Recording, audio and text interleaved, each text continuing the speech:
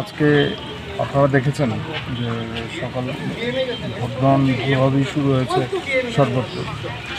তারপর তো voting machine নিয়ে সমস্যা থেকে সে আলাদা ব্যাপার, কিন্তু মানুষের একটা স্বতঃস্ফূর্ততা ছিল ভোটদানের ক্ষেত্রে। এবং আমরাও যখন আমরা প্রচারে ছিলাম, আমরা আবেদন রেখেছি মানুষের কাছে যাতে ভোটাররা বেশি সংখ্যায় গিয়ে তাদের মতদান করে।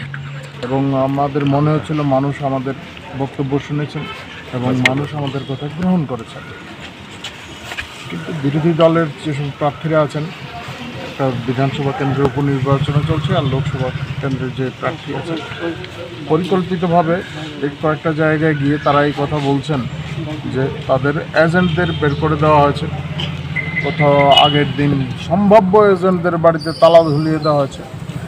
এই ধরনের অসত্য কথাগুলি বলা এবং বিভিন্ন কোনো তথ্য প্রমাণ নেই তাদের কাছে, কোথাও কোনো তথ্য প্রমাণ নেই।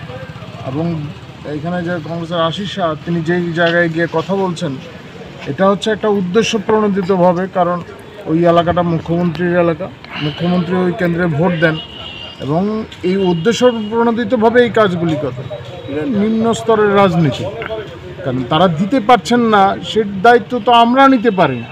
এবং নির্বাচন কমিশনকেই জুড়ে দিচ্ছেন আমাদের সঙ্গে যুক্ত, পুলিশকে জুড়ে দিচ্ছেন আমাদের সঙ্গে যুক্ত।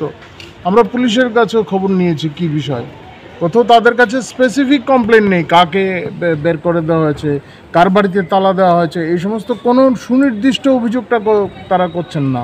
আর শুধু শুধু এইভাবে মানুষ ভোট দিতে যাচ্ছেন।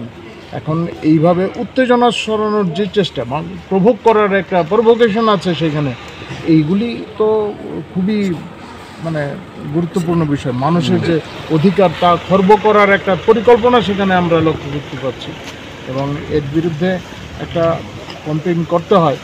আমরা বিষয়টা পার্টিতে আলোচনা করেছি এবং নির্বাচন কমিশনের কাছে আমরা লিঙ্ক সহ দিয়েছি। আমরা যে অভিযোগগুলি করেছি তার সত্যতা এবং তার গুরুত্ব কতটুকু তা আমরা বুঝিয়ে দিয়ে আমাদের লিখিতভাবে আমরা কমপ্লেন করেছি এবং সিইও আমাদের সঙ্গে কথা বলেছেন এই সমস্ত বিষয়ে বিস্তারিত। তিনি বলেছেন তিনি বিষয়গুলি খতিয়ে দেখবেন এবং দ্রুত এই সমস্ত ব্যবস্থা নেওয়া হবে।